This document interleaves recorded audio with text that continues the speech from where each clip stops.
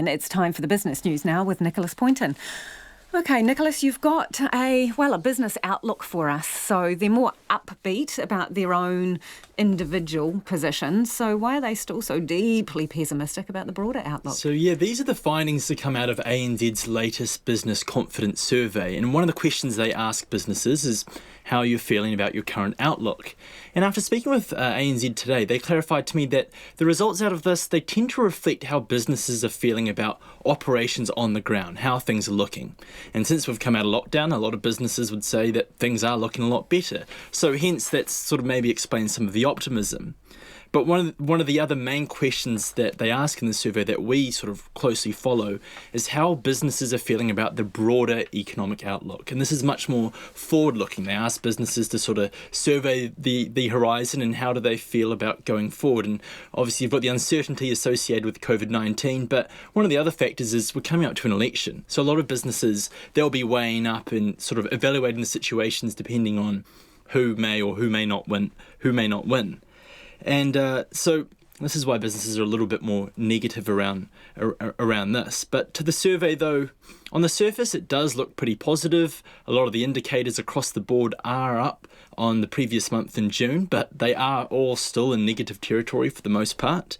But compared with the expectations and compared with the early expectations we had at the beginning of the month, they're actually slipped a little bit. And I spoke to ANZ's chief economist, Sharon Zollner, and she says this can be put down to the surge in cases we actually saw in Australia. So although Australia isn't one of our major export partners, we do rely on them a lot.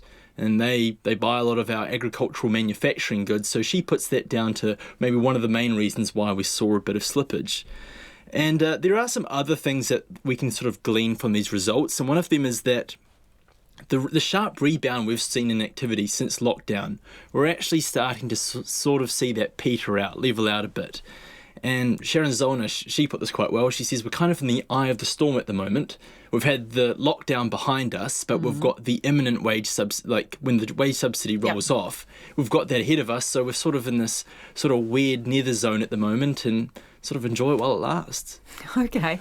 KiwiSaver, you got a bit of an update on that because obviously some people were somewhat frightened when they looked at their KiwiSaver during these tumultuous times, but things are looking a little bit more healthy than they were a couple of months ago. Yeah. So what does that teach us? Well, yeah, this will be some welcome news for those people who are furiously checking their KiwiSavers as we went into lockdown as the markets really began to tumble. And we've got these new numbers from Morningstar. They're an investment research firm, and it shows that assets haven't just recouped their losses, it's actually and then some. You know, at the end of the June quarter, assets were worth $66.5 billion, and compared with the results from the previous quarter, that's up by about $6 and a bit billion. So I should stress that for people that this may vary depending on how your KiwiSaver is set up, what funds you're investing in. But on the most part, a lot of people will be seeing some improvements, and this is just a massive indication for all those personal finance people who are telling all of us, to take it easy, take a breath, don't check your KiwiSaver. And just stay the course amid all this panic and market volatility. And for those people who did panic, it's probably a hard lesson there that maybe show your faith in your KiwiSaver fund that things will sort of level out in the end. Okay, so what else was going on the markets today? So yeah, the NZX Top 50 is up nearly 0.2% by 93 points to 11,692. The New Zealand dollar is down to 66.4 US cents, down to 92.7 Australian, and down to 51.2 British pence. Down all round. Thanks, yeah, but Nicholas. gold is up though, so don't worry, okay. everybody.